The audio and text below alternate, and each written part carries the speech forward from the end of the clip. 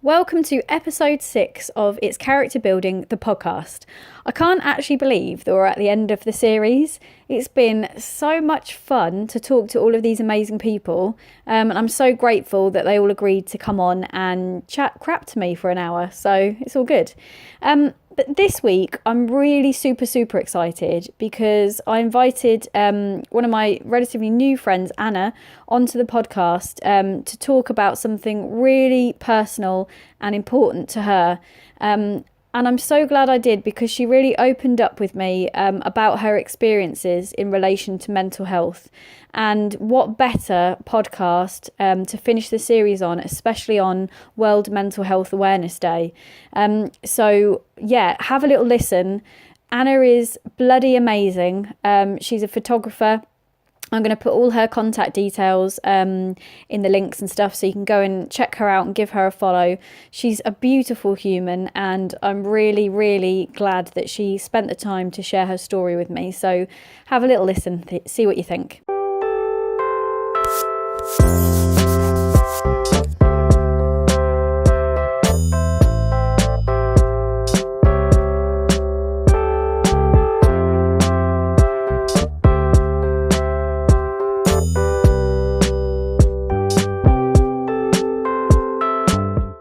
Welcome to the podcast, Anna. Thank you for coming on. Thank you for having me. You're welcome. So yeah, do you want to introduce yourself just so the listener knows who you are? Yeah, so my name is Anna. I'm a freelance photographer and copywriter, and I'm from the beautiful town of Northampton. That's pretty much myself in a brief nutshell. Perfect. Yeah. Excellent. I wanted to talk to you about photography as well, so probably the podcast isn't the place to do it. But your photos are beautiful though. Thank you. So good. Like I literally go through your Instagram feed and I'm just like, every image just makes me feel blissful. Oh my god, thank you so much. Like literally so good. And my Instagram's a fucking mess. But I'm trying to tidy it up to make it a bit more like professional. Yeah. But I don't know what I'm doing. Like where do you get all your inspo from for all these beautiful images? So for me, it kind of came about where it was actually kind of like, it came from quite a sad place in a way. So I did my year abroad, I'm a linguist, I did French and German. Yeah. And yeah, alles in Ordnung. Yep. Yeah. Okay, just lost me. I was going to say, like, just realised I shouldn't be speaking German, but all No, good. you speak what you want. Okay. And there might be some German listeners. You never know. Free. Tremaine might be in on the Hallo, wie geht's? Hallo, Leute. So yeah. Languages. I did my year abroad, and that was actually, it was not the experience that I was expecting. Like, it turned out to be quite like a rough time. Like, I was really homesick. Where were you? I was near Paris, about an hour away from Paris. Cool. So it was kind of a good distraction, and that's sort of how the photography happened, was that I needed something that was separate from the work that I was doing. So finding ways to sort of take calming photos just seemed to help like get my mind off things.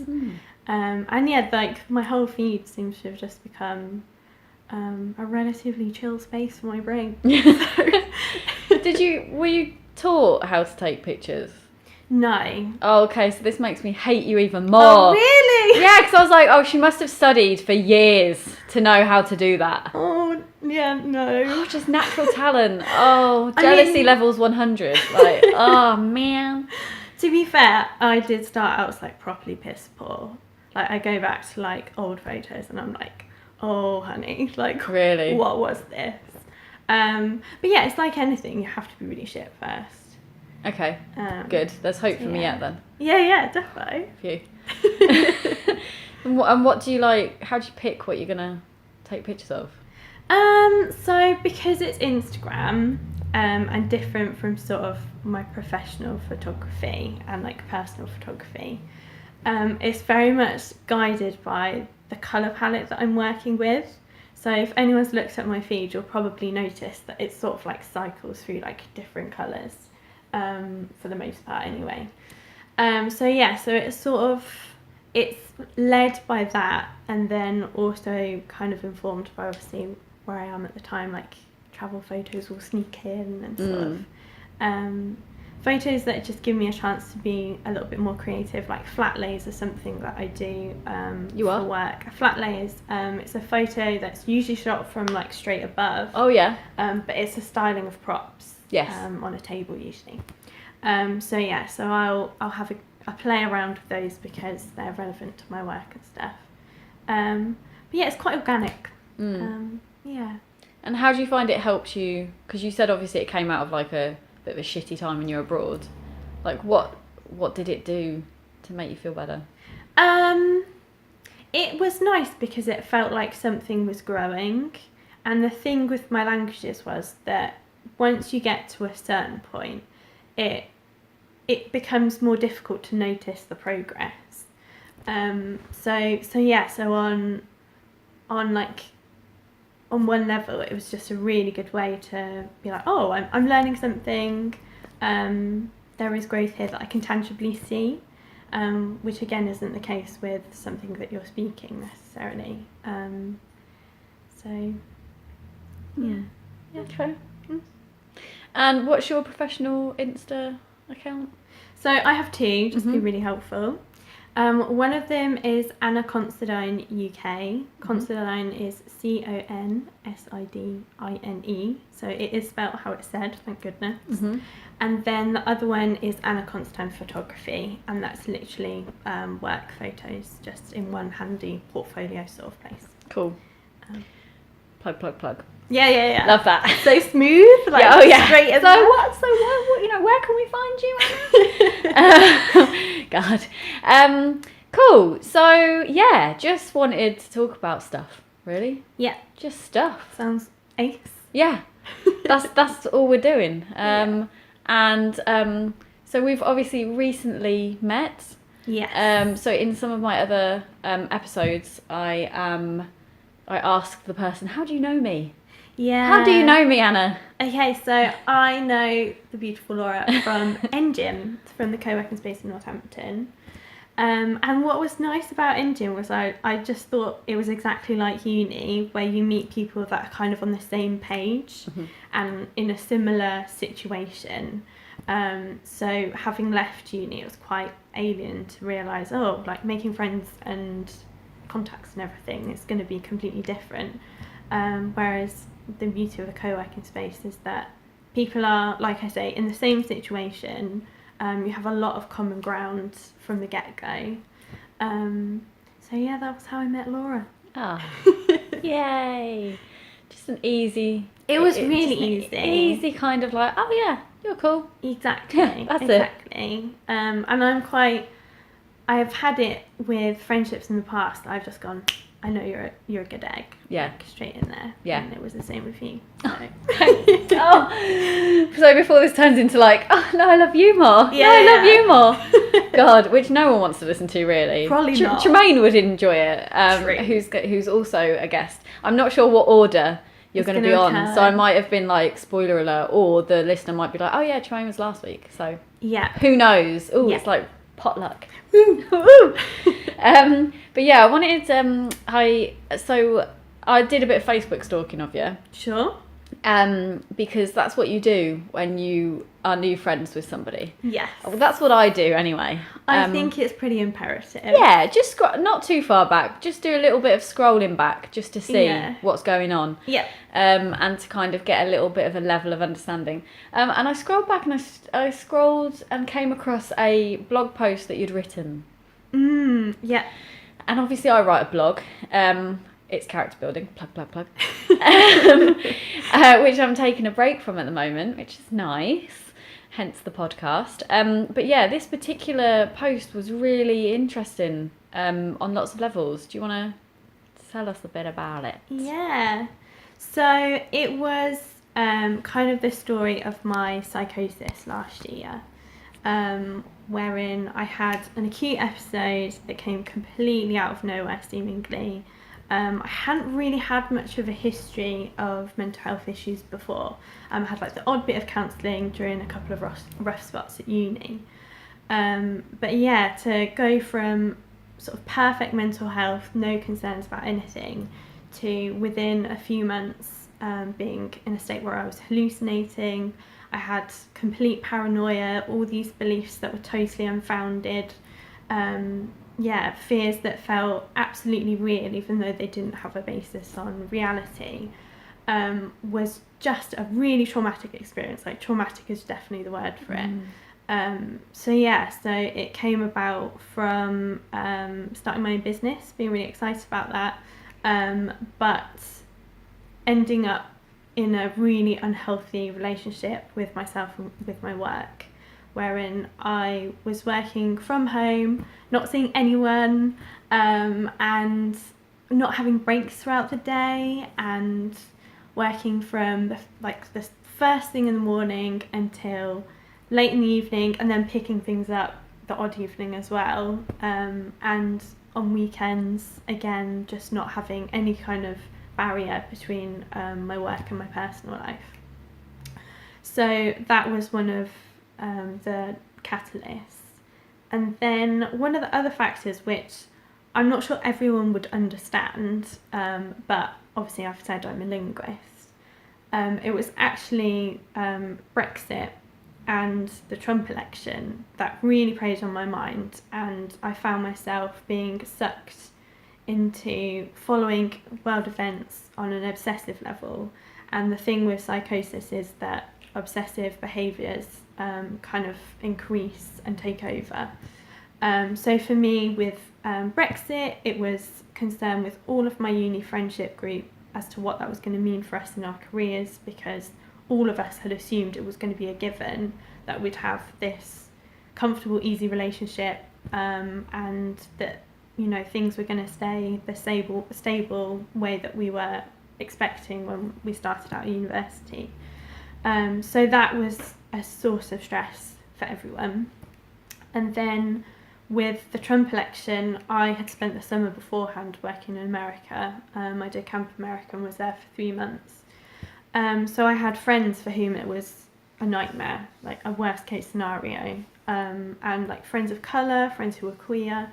So the fear for what it meant for them was again very real. So yeah, much as those might sound abstract, they felt there was a real proximity in my head to sort of my well-being and stuff. So like I say, one of the obsessive behaviours was constantly checking in with the news. It just became more and more frequent. And then it also, one of the other behaviours that I picked up was obsessive tidying, so being completely stressed out by any sort of, any objects in places that they shouldn't be. Having too many possessions, I would have clear outs, again with increasing frequency. And that took over as well, and one of the primary causes of psychosis, I'll tell you about the other ones in a sec, but one of the primary causes is stress, and that's why I'm so conscious with friends and with family members that stress is something that we can't ignore. And stress in my case meant that I stopped sleeping properly, and then ignored it, continued thinking, well, I've slept for 4 hours, but look at all this stuff that I've done, and sort of having this mindset wherein I wasn't going to let the lack of sleep stop me. Right. And I didn't believe in self-care days, like at all. Did you even know it was a thing? I don't know if I did actually, because thinking about it, they seem quite recent. Yeah. For sure. But yeah, they were the furthest thing from my mind. So I started sleeping really poorly, and when the symptoms became most apparent, when I started having false beliefs and false memories, was when I had a week where I'd again barely slept. It was the worst week of sleep that I'd had prior to that point. It got a lot worse thereafter. So it came about that I was convinced that my family were going to do me harm. So I pretty much ran away, that was one way of like explaining what happened. So I went to stay with a friend who I am sure was absolutely mystified as to what was going on. But the trouble was that fears become facts in that situation. And so there was no way of sort of questioning what I thought, and no signs to indicate that it was psychosis, because, like I say, my beliefs were absolute. So I stayed with her, and initially felt that things were better, felt that I was in the right place. Didn't think mental health wise I had anything to be concerned by, just that I was terrified. And did you share that? Sorry, did you share your concerns with your friend about your family? Yeah. What did your friend say? She was obviously concerned, but because I was convinced that I was being controlled and manipulated, primarily from my dad, actually. And so, like I say, because it was real in my head, she was a great friend and thought, well, I'm going to be accepting and understanding. So I guess you were telling stories of like examples of stuff that you thought was happening, or was it stuff that was happening, or was it like an interpretation? Or I think it was more an interpretation. Without being too harsh on my family upbringing. I did have a strict childhood, and the trouble with psychosis is that lots of the beliefs that end up spiraling out of control are based on some kind of trigger or situation. Lots of people have it with childhood trauma that can turn into psychosis later in life. But even on a smaller level, just feelings or beliefs that you have that are not issues will become distorted. And so, for example, I thought the world was ending, and there was a lot to do with Trump, basically, and that obviously stemmed from somewhere.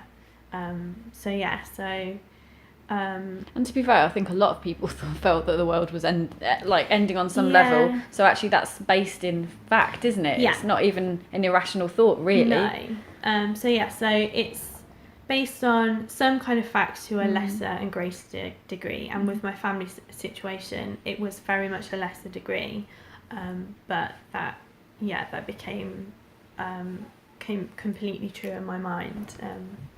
So it meant that I cut off contact with my family. I'm extremely close with all of them, especially my twin brother, and he was absolutely devastated. I remember he kept ringing me, and I either wouldn't pick up, or I'd pick up and I'd tell him that I didn't want to hear from him. And that in particular makes me really emotional. The whole sort of effects that it had on my family is still something that I struggle with, even though they will all tell me they know that I was ill. They know that I was acting nothing like my healthy self. Did they know at the time that you... Did they think... It only became... they only knew when I actually returned home. Having stayed at my friend's, I was there for about 6 weeks. The symptoms kept getting worse, and it got to the stage where I wasn't sleeping at all. And I basically left her home convinced again that I was in danger. And that your friend was then... That, yeah. Right. That, that again, she was a source of control and everything like that. So I left her home and thought I was homeless. So was looking... Well, technically I was, because I didn't feel able to go to my family home, and I didn't have anywhere else that felt safe.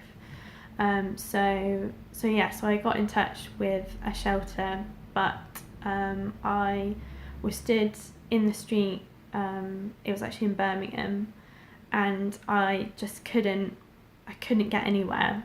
The sort of the paranoia, the feelings that I was also physically ill, as part of the psychosis, and also the fact that I hadn't slept. Obviously, I think my body was starting to shut down in a way. They overwhelmed me, and it was only because a street preacher came and helped me and realised that something wasn't right. Throughout this course of the day that I had with him, I went from being quite lucid and able to express myself really clearly, which was why the psychosis wasn't picked up sooner, to then being really obviously unwell. And he ended up saying to me, "You need to go home, sweetheart." And that was when I returned to my family home. He actually came with me part of the way to make sure that I wasn't doing the whole journey by myself. And I think it was pretty much the night that I came back to Northampton that my parents took me straight to A&E, and that was when the first time that psychosis was kind of brought to the table. And yeah, understood that that was the cause of everything. Because the other thing was that I knew something wasn't right. It got to the stage where I would kind of flip between complete certainty in my paranoia. I don't like the word delusions, but I can't think of another word for them. But yeah, complete certainty in the warped beliefs that I had, to then also having under that a level of understanding that something wasn't right. I didn't understand what it was. I didn't necessarily question the beliefs to the extent that I obviously understand them now as not being based on fact. But I did know that something was wrong, and I did know that it was partly down to something being wrong with me, which is why I think my recovery was a lot quicker, because unfortunately if psychosis goes on for long enough and isn't diagnosed, then it often gets to the stage where the individual doesn't recognise that they need the help and will resist the treatment because they don't understand that it's there to benefit them. And yeah, and in some cases I've heard of people that committed suicide because they didn't believe that they were unwell, that it got too far along the road. They weren't taking the necessary medication, and yeah, it felt like the only option. Wow. Yeah. Jeez. Yeah. God. Yeah. But to circle back, I realised I mentioned it earlier. I said that stress was one of the main causes of psychosis. There are a few more. One of them is obviously a genetic predisposition. So some people are very much not prone to it, but their threshold is much lower. And then basically there's 90% of us on a varying scale that will, at some stage, if enough factors are combined for a long enough time, will go into a state of psychosis. So it's a huge majority. But there is a 10% that don't have that genetic setup and would never go into psychosis. Really? Yeah. Yeah, but that's interesting. It's interesting, isn't it? But obviously you're not going to know if you're in that 10% or if you're in that 90%. Yeah, there's no way of testing it unless you push yourself to... Yeah. No, let's not do that. No. let's not test it. No. Just to say about the causes. So there was stress is a really big one.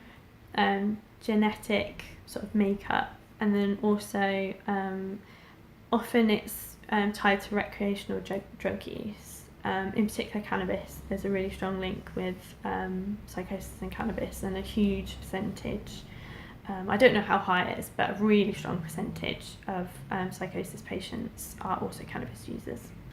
So yeah, those are the causes that I most understand. I understand the most about. Yeah.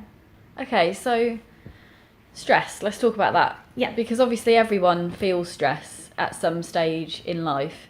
So what, at what point is, because there's an element, I guess, of healthy stress, or I can't think of the right terminology, but kind of a stress that then pushes you to do something, in work or in life, there's an element of, okay, that's cool to have that much to motivate you or something. Yeah. But then when does it become a level could be dangerous? Yeah.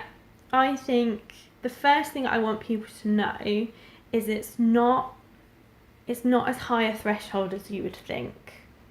So I think the nature of psychosis and the lack of understanding that we have is that people think it needs to be extreme circumstances, and that, like I say, I assumed I would never be in that state, and most people assumed that they would never be in that state and never reach that level.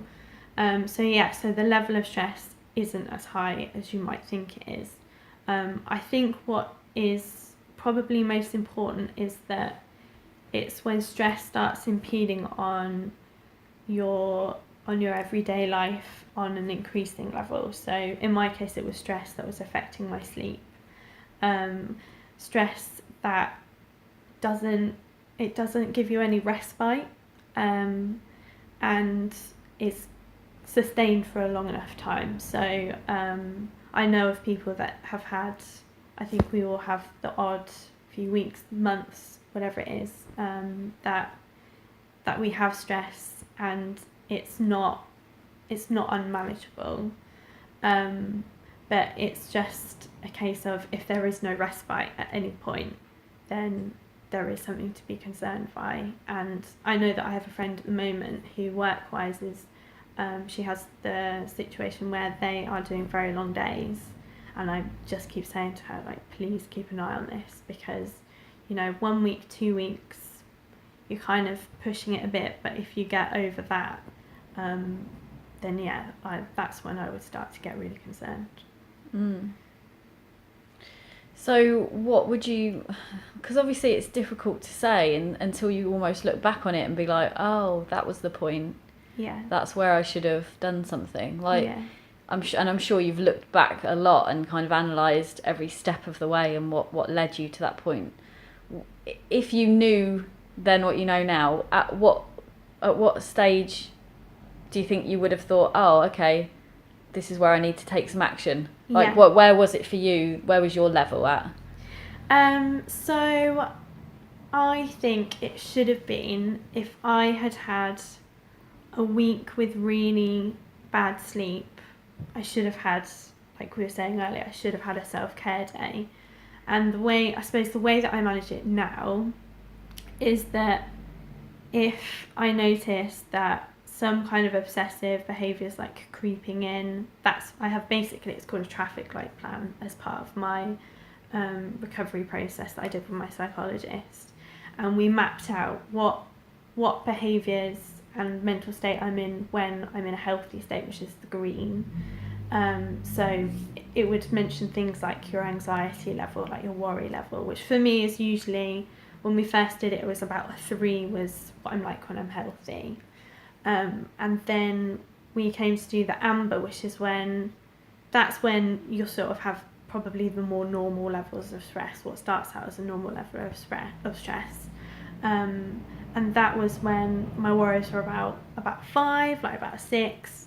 And that's when I look back and I see those behaviours. So in my case, it was sleep was such a big part of it for me. Sleep being disrupted, obsessive exercise was one thing that crept in. Well, it was a big part of it, to be fair. So if I notice any sort of obsessive behaviours, that's one of my points where I check in. And what do you define as obsessive? Obsessive is, so I've had various forms of it in the past, but it's when you kind of over attach to behaviours. So if I notice that I'm tidying up with increasing regularity, for example, that's when I start to get concerned. And it's, for me, obsessive is when it's not something that you're not questioning, you're not concerned by. It's when it sort of starts to step into, this is taking up some headspace, if that makes sense. Mm-hmm. Yeah. because like what you mentioned about the news earlier, obviously that was a time when I think a lot of people were obsessively checking the news and what's going on and what are the developments, and it was very worrying for a lot of people. How do you know when it's I'm just trying to get an understanding of like, how do you know when it's too far, like, because that's the thing. So if I started going down a route where like I wasn't getting much sleep, standard, you know, worrying about work or not, all that kind of stuff, like some obsessive behaviour, how do I know before it gets to the point where I'm like, oh shit, like this is too late, sort of and I know that this is difficult to answer and there won't be a one size fits all for everyone, but it's kind of, if that was the one thing that I could get across to people, then that'd be the dream, you know. So for me it's when so for example with the news, I was checking in multiple times a day. Rather than like nowadays, I will look at the news maybe once in the morning, once in the evening. But at that point, it was every, if not every few hours, then a couple of times an hour. And so yeah, for that one, it was that sort of frequency. With tidying in particular, that again was too regular to be healthy, so if it wasn't daily, it was several times a week, sometimes several times a day. And you mentioned exercise as well, because like, people go to the gym every day and get very like, oh, I'm running or I'm doing this, that and the other, and it's almost seen as a badge of honour if you're exercising a lot. Yes, definitely. But I think when it starts to become tied to your self-worth, that's when I think that's a bit of an alarm bell. Because some people, daily exercise might not do any harm, but it's when that starts to become something that defines your self-worth, is pivotal in your mood, and where particularly it's a sense of guilt if you don't do it. That was a lot of it with me. It was the feeling that I hadn't done it, I'd let someone or myself down by not doing it. So I'm a big believer that if you miss a day of exercise, it shouldn't prey on your mind any more than a moment or so. And so that's my kind of belief, is that it's not necessarily how much you're doing it, it's how you're feeling about it as well. Right. And I guess, like you say, it was a combination of things. So it's not just like, oh, okay, today I'm going to look at the news a lot, or I'm going to look at my phone. Like, it was that plus the no sleep, plus the, you know, all the other things that were affecting it.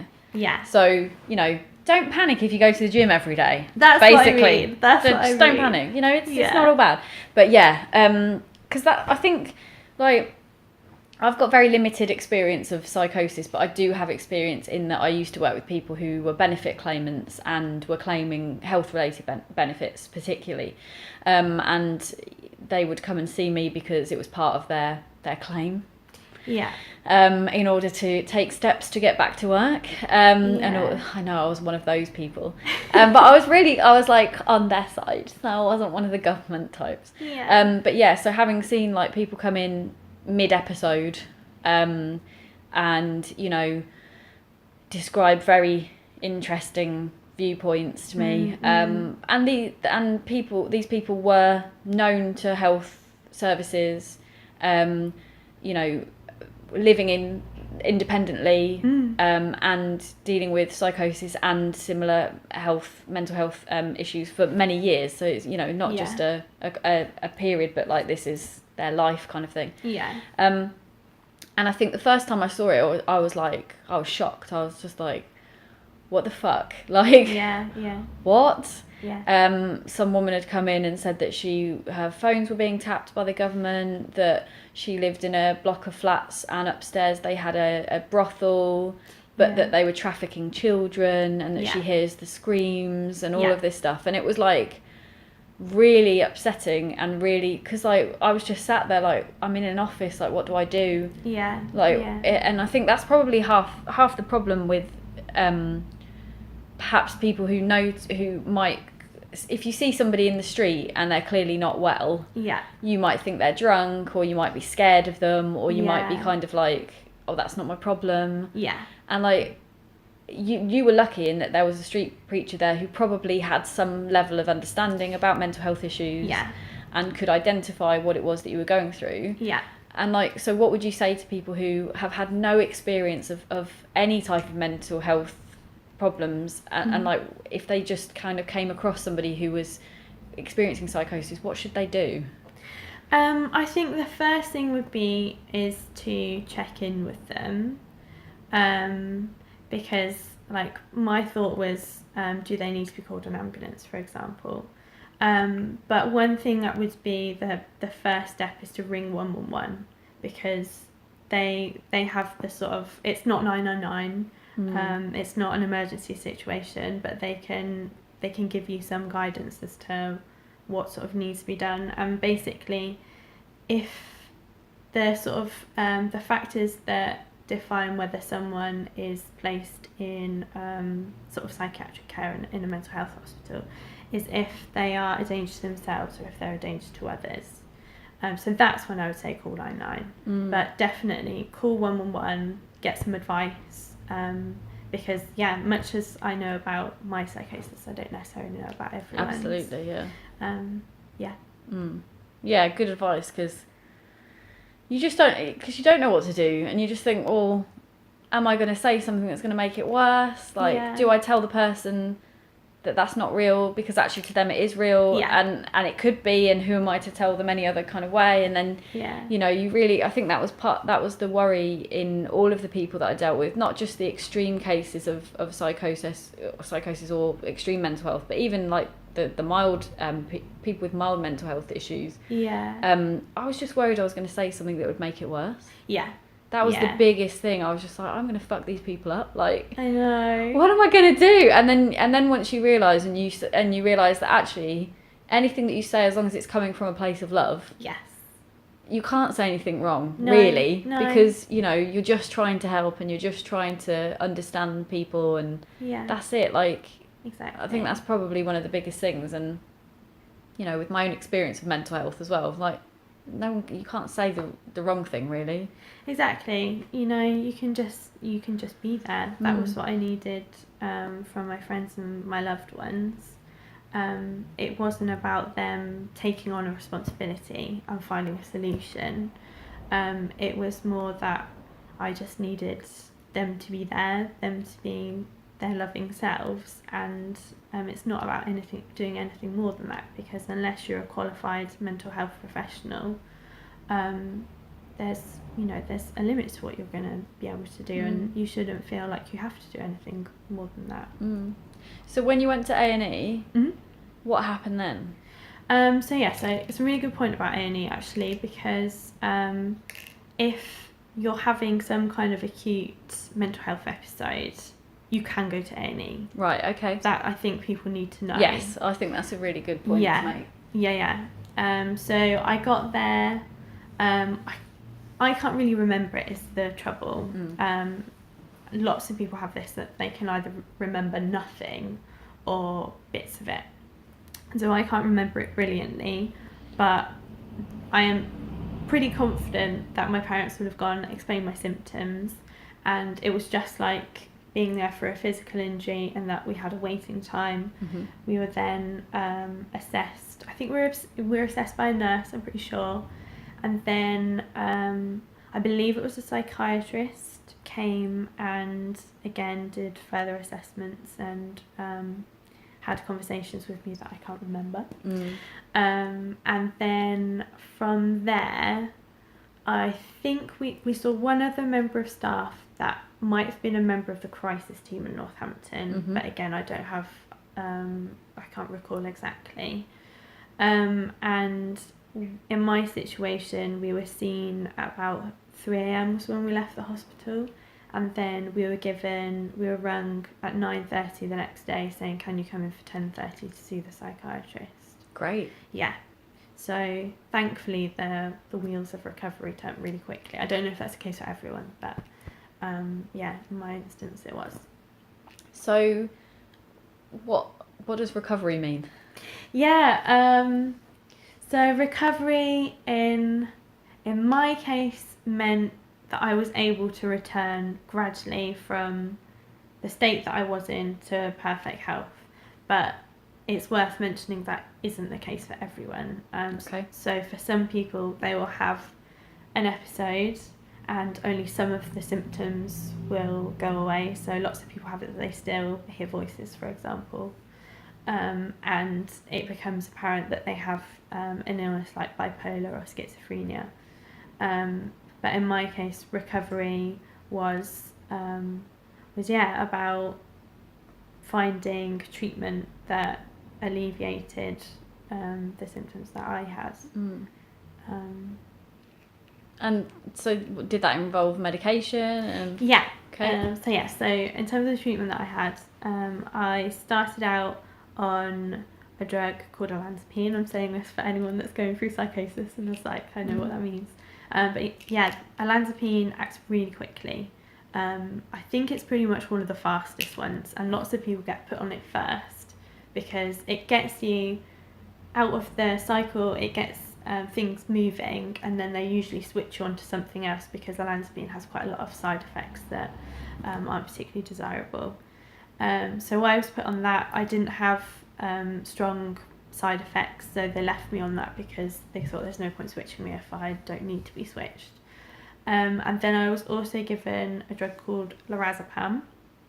Lorazepam is, I think it's used to treat anxiety. If I remember rightly, it can be used to treat anxiety, but it is used in psychosis to bring down the state of basically extreme anxiety. So when you're properly worked up, your beliefs are overtaking you, you need something to bring you, like, calm you down.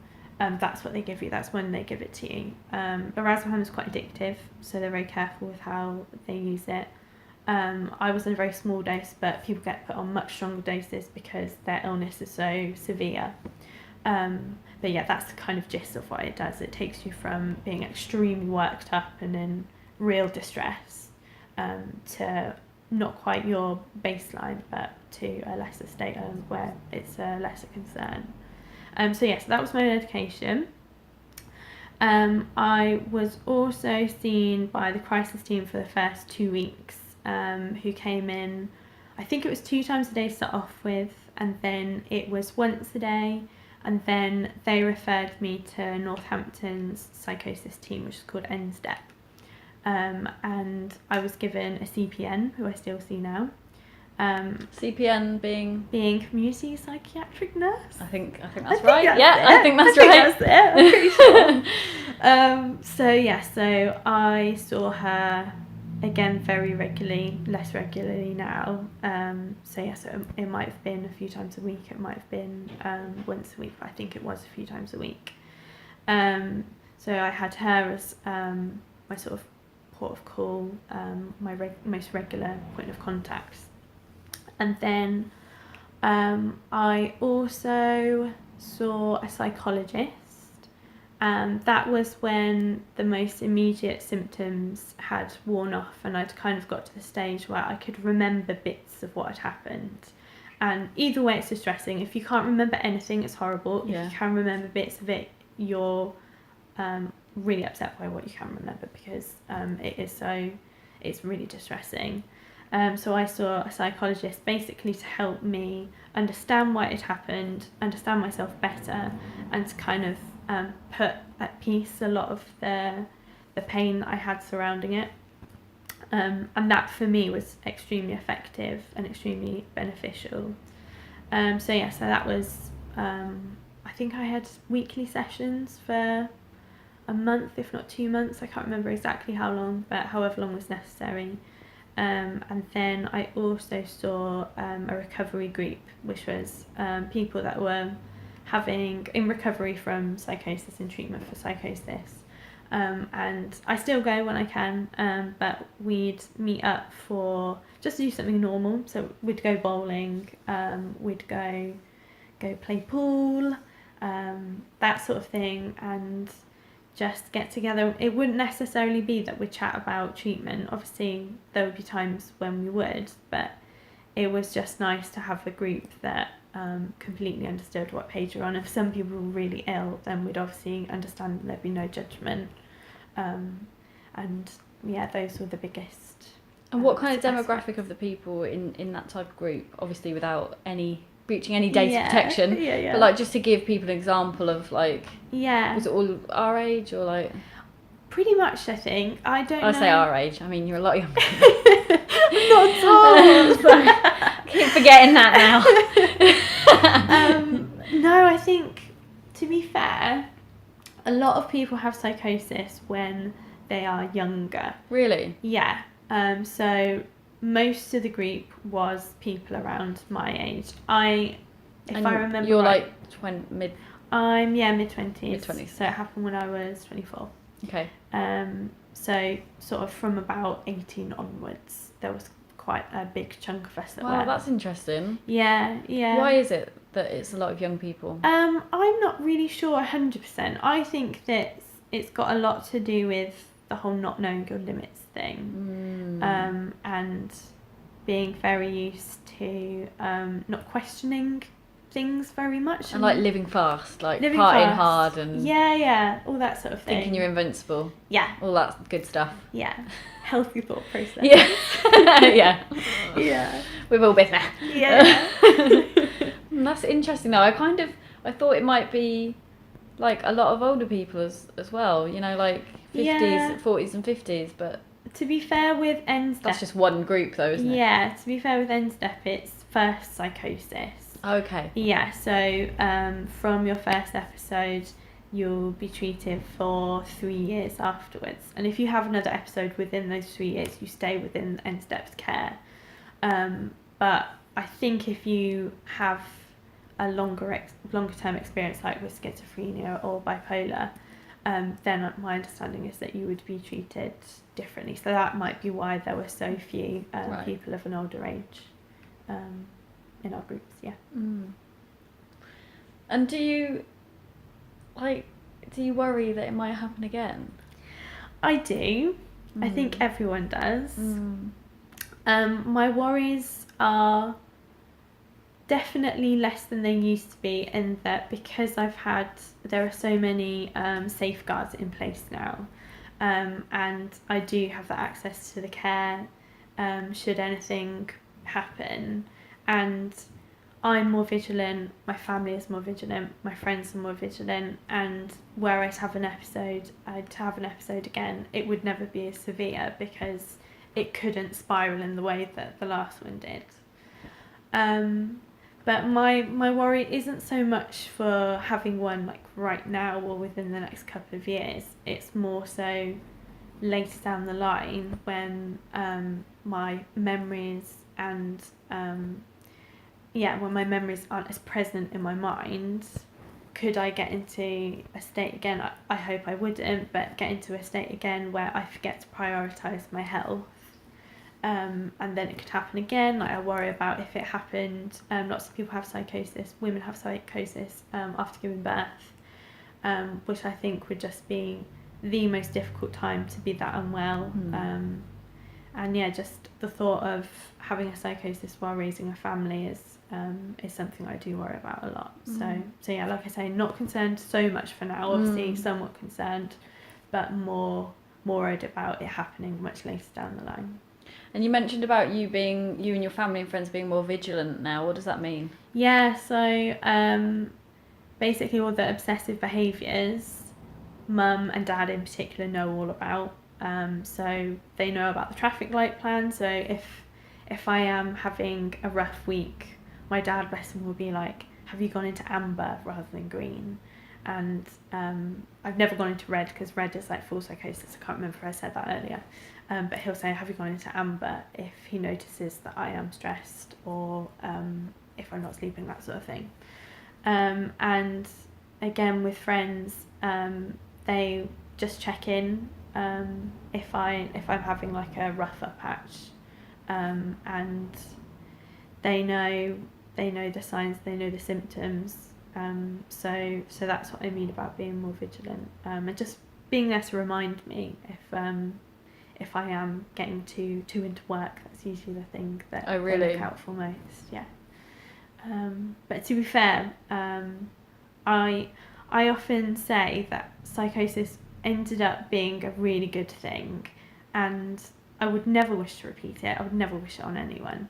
But what happens a lot with some people that go through psychosis is that it kind of resets you, and it gives you a greater understanding of yourself, and it's like, some people will think it's cheesy, but you do grow so much from it, and my priorities have completely shifted, and it's given me confidence in a way which I didn't expect, because it's made me realise that life is too short, and small things that kind of would have worried me, or thoughts that would have held me back from doing things that I wanted to do, because I've had a psychotic episode, and because like I nearly died, it has given me the confidence, the sureness, to be able to look at myself and think, well, I'm not doing too bad, and I'm going to be okay. So weird way of getting to that place. So it's almost like you've kind of got a greater sense of resilience now, because it's kind of like, well, I've been to a really dark place, so yeah, and I got through it, so like, look at me now. Yeah, it's exactly. That kind of way. Exactly. And sort of self-esteem wise as well, it's just sort of, it's hit me that I'm not the terrible person that I thought I was. That was one of the things that sort of hit home for me, and that I want to do things now that I'm well again that I couldn't do, and I value my health so much more. I value my family. It wasn't that I was ungrateful to start off with, but there are so many moments in the day where I feel grateful, and I'm not someone that now bounces from, well, this thing's happened, but I need to do the next thing, and feeling a sense of loss if there isn't some shiny object in my life. I feel much more appreciative of when things are well, and when I'm happy, and when knowing I have friends, and knowing I have family, and feeling, like I say, just grateful, just appreciative, and a lot more happy myself. Aww. And what do you do on your like self-care days and stuff? Like, so what do you do to treat yourself? Yeah. So I will try and have a lie-in.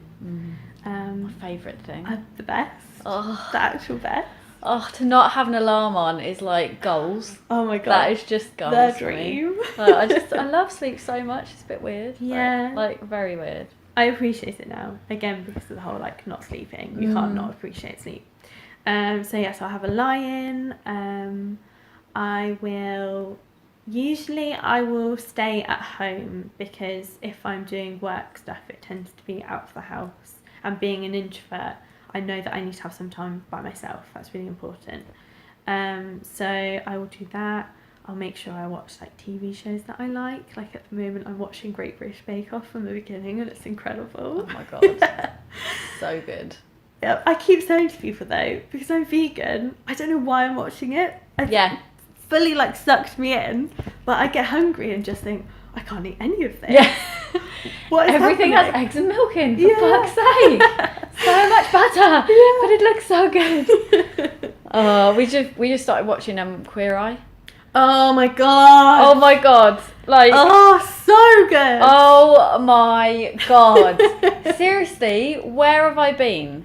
Because I remember watching Queer Eye for the Straight Guy first time round in like whenever it was. But then like people kept saying, do you watch Queer Eye? I was like, no. And they're like, oh my god, why? You would love it. I was like, yeah, okay. Oh, I'm obsessed. I am obsessed. So I cry at every episode. Every episode. It's so good. It literally just it gives me this sense of like, oh, just joy and happiness. And who's the guy with the long hair? Jonathan. Oh, yeah. He is life. He like, is life. There's nothing that he doesn't say that he's just like, yes, queen, yes. I'm oh, please say it more, because it's so good. They're hilarious, but they also have such lovely, warm hearts. Like, it's like chocolate cake, but for your spirit. It's it is. It is. It's. I don't know why I just went off on one about Queer Eye, but oh my gosh, it deserves it. It deserves it. Yeah, it's just so. I don't want it to end. Yeah. Obviously, I've started like from episode 1, series 1, and I'm like, I just never want this to end. Just please make more episodes quickly, because I need to see them all now. They make me feel so good, and it's interesting because they always like talk about something deep as well. Yeah, it's never surface level. So I think a lot of makeovers in the past have sort of been like, we'll sort out your hair, we'll sort out your wardrobe, and that's kind of as deep as it goes. But they do such an amazing job of telling someone's story and connecting with bigger issues that we're all concerned by. Obviously in Trump's America, it's really important to have a show like that not only represents gay culture, but also isn't afraid to shine a light and explore bigger issues. Definitely. Yeah. Big fan. Yeah. So sorry, watch TV shows. Yeah. Okay. Well, what else do you do? TV shows. If I want to have a run or I want to do yoga, then I do. But I don't need to every time, so I don't.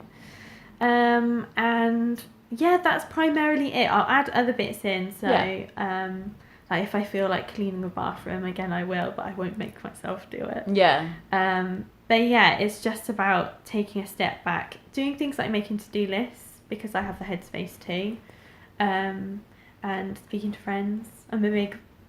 Basically my coping mechanism for anything is I have to talk it out my system, and it might be that sometimes I'm like, I talk about shit a lot. Like, what am I doing? Like, it just takes me so long. But yeah, I just know that if I want to like move past something, I have to speak about it. And I'm very lucky that I have such lovely relationships with my friends that we can talk about anything, and they know that I get things off my chest, and then that's what helps me move forwards, and it's reciprocal. So yeah, speaking. Yeah, do people worry that they can't tell you stuff because they're like, no, she won't be able to deal with it, or it might trigger something? Like, anyone? Initially, that was definitely the case, and I had conversations when I was just starting out in recovery, and the girls would say, "Oh, I've got this work thing, but obviously, like, it just feels really trivial," and I'd be like, "No, it is not trivial. Like, everything is relative." And I think it's true for all of us that it helps us to help someone else. Yeah. And it's lovely to get out of your situation and to be able to hold the hand of someone that's in their own situation. And I think nothing feels better than knowing that you've got someone that's there for you and that you're there for them back. Yeah. Aww. Yeah. So lovely. I really appreciate you talking to me about this stuff, because like what kind of frustrates me is that mental health as a topic is obviously becoming a lot more prevalent, which is great. Yeah. You know, we have the princes talking about the depression and the grief and stuff, which is all over, and that's amazing. And you know, it's just a lot more visible, and a lot of people are talking about it, which is fantastic. But they are talking about it on a level of anxiety and depression. Yes. That's what they're talking about, which is a great place to start. And I know we can't talk about everything all at once, but there are so many, there's such a, like you say, such a massive scale when it comes to mental health. And what I feel like is people still see it as an us and them thing, and it's like, actually, we have mental health every day, all of us, like good and bad, and we're on the scale, and like, you know, everyone will experience at some point some mental ill health, and it's completely normal, but it's still seen as, some people get depression and some people get anxiety, and that's how they deal with it, and it won't happen to me, and I certainly won't have a psychotic episode, because, you know, the media or the TV shows that actually it's kind of like working class people who are already predisposed to it and have like a long family history of it, and that's bullshit. It is complete bollocks. That's the kind of thing where I was really keen to talk to you, because you would never have expected to have this happen to you. No. There's nothing that would have given you any kind of identification beforehand that this could happen. Yeah. And you're just a normal person like everyone else. Exactly. And and we're so close, like I said with the job that I did. So I met people with mental health problems, but also addictions, and I'd meet middle-aged women who became alcoholics because of something that had happened. Yeah. And they'd been successful business people, and but you're just a couple of steps away at any time for something life-changing happening to you. Absolutely. And I think that's really important for people to understand, is that you're not immune. Nobody's immune to anything. No. We're all very close to something happening, and we're all in it together on that basis. Yeah. And it's just really appreciate talking to you about it. It's fascinating, and I've learnt a lot, like I'm so glad. loads. It's really useful. Really useful. Oh, thank you. And hopefully everyone that's listening will learn too. I hope so. That's the idea anyway. Yeah. How do you feel talking about it? It used to be really difficult because I felt a lot of shame around it. Because Did you? Like we were saying, it's that whole thing. There's so much stigma, and even though if it happened to someone else, I think I would have been like, well, no, I know you and I love you and I know this is just an illness. When it's you yourself, you realise all of those misconceptions and those judgments that you have that you didn't know about. So for me, I had a lot of shame around it, but now I'll talk about it to anyone. Like there was one of the girls at Engine yesterday that I don't know why we were talking about it, but it came up and I was like, I had a psychosis last year, and she was like, what's psychosis? And I was like, well, it's when the chemicals in your brain like do this, do that. And I was like, but basically like you go crazy, like that's like a technical way of what happens. but yeah, it's so much easier now. So much easier now. And I think that's really good that you're open about it and able to just talk about it, because you're normalising it. Because it's not, don't get me wrong, it's not normal as in this should happen. Yeah. It's normal as in it has happened, and that's that. Like, and nothing to be scared of, nothing to be worried about, Yeah. Because my thought as well was that it's easier for me. It's going to get hopefully easier for everyone, but it was easier for me to write my blog post and speak about it because of the privileged position that I'm in, and because like I'm white, I'm middle class, like there's so many things about me that don't fit into the sort of stereotype that you might have about someone that's mentally ill. That also meant that because I have a job that I have a more liberal position. My clients will know what happened. I'm not, like I say, I'm not in a workplace where I feel like I can't share about it. Right. That was, and you're female as well. Yes, so that helps. It's a big thing. I'm only mid-20s. So yeah, it came from a place of privilege for sure. That's a good point to make, Yeah. It's not, because it's just not easy it's not as easy to discuss perhaps for some people, depending on when and where it happens. Like you say, even with your workplace, like like I've had a bit of a bad period of mental health over the last couple of weeks, and I felt ill and I didn't go to work, and it related to a physical illness, but actually I knew really the root cause was a mental problem. Does that make sense? Yeah. But at work I was like, I didn't say anything about the mental. I was just like sickness and like whatever, like that was it. Yeah, exactly. And that's kind of, and not that people wouldn't be supportive, but it's just still that thing in my head, like when I think back over the years how many days I had off because of mental health, and I've never admitted that it was a mental health issue. I've always said it was a physical health. Yeah. We've still got a way to go in that. We definitely have. Area, I think. Yeah, we definitely have. But yeah, talking about everything helps. Definitely. Especially if you're like me and need to talk things off your chest, like for however long you need. It's really important. It's really important. And if you don't have anyone in your life to talk to, there's loads of helplines and, it doesn't have to be a family or, a member of your family or friends, because that can be even counterproductive. Yes. Go and see your GP. Definitely. If you're feeling any kind of way. Definitely. Even if it means you have to get an appointment in 2 weeks' time and by that time you feel fine, still go and talk about how you felt. Yeah. So, definitely just self-care. Yeah. It's not selfish and it's not self-indulgent. It's necessary. Yeah, absolutely. And it's okay not to be okay. Yeah, totally. And that shame is going to go away. I think so. Yeah. We'll get there. I think we've come a long way, and I think we'll continue to keep going a long way. Yeah. The more we can understand about our minds, that's the next kind of hidden territory, isn't it? Yes. Yeah, absolutely. So stop investing in iPhones and fucking artificial intelligence, all that shit. Start investing in learning about ourselves and finding inner peace. Can we please, Because iPhones distract us from what matters anyway. Yeah, so. Can you imagine the billions of pounds that are invested in technology that we don't need, and all of that resource could be put into researching mental health and understanding our brains. Yeah. The world is a fucked up place, and I don't understand why people do it. Why? But anyway, let's not go there, because I could rant about that for a long time. Yeah, I could probably join you. Yeah. And then it'll just be a ranty podcast, and then no one will listen to the advice about mental health. Thank you so much for coming in and talking about it. And if people want to see more of your stuff and who you are, where do they go?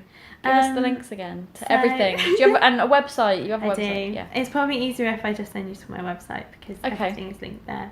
But it's annaconsidine.co.uk. Perfect. Yeah. But thank you. It's been a privilege. And I really admire your honesty. Aww. And I think out of all of the podcasts, if people listen to this one and this one alone, I'll be happy, because we need to change the world. Oh my gosh, we can do this. That's beautiful. No offense to everyone else that's been on the podcast, because you're super valuable as well. Awkward. I love you all. But no, all jokes aside, because listen to every single of the 6 podcasts, but please share this link widely, because this is important. Thank you so much for listening to episode 6 of It's Character Building podcast. I hope you enjoyed listening to this episode. I just want to say thank you so much again to Anna for sharing this incredible journey that she's been on, and for really helping to normalise this subject of psychosis. I think the more that we can talk about these subjects, the more of an understanding that we're going to get, and by default we're going to understand ourselves and each other much better. I think she's incredibly inspirational. I think it's amazing that she's sharing such a personal and traumatic experience with people, all for the benefit of other people, and I just think that's bloody amazing. So yeah, go and check out Anna. She's a photographer, as I mentioned in the intro. She's just an all-round bloody nice human being. And go send her a comment, send her a message, give her some support, and tell everyone that you can about this podcast, because if there's one thing that you listen to today, this week, this month, this year, it has to be this, because I think we can all really learn a lot from it. So thanks again. It's been such a lovely journey to do 6 episodes of a podcast with some of my very dearest friends. I hope you've enjoyed listening to all of the random stuff that we've been talking about. If you have liked it, please share it with as many people as possible. And if you did like it, let me know, because if you did, I might do another series, who knows. There will definitely be some form of podcast coming up in the future, which is really exciting, but I'm not going to tell you too much about it right now. It might not be under the It's Character Building umbrella, but watch this space. Go check out all the stuff that I'm up to on It's Character Building and the Happy You project. But thanks for the support, and until next time.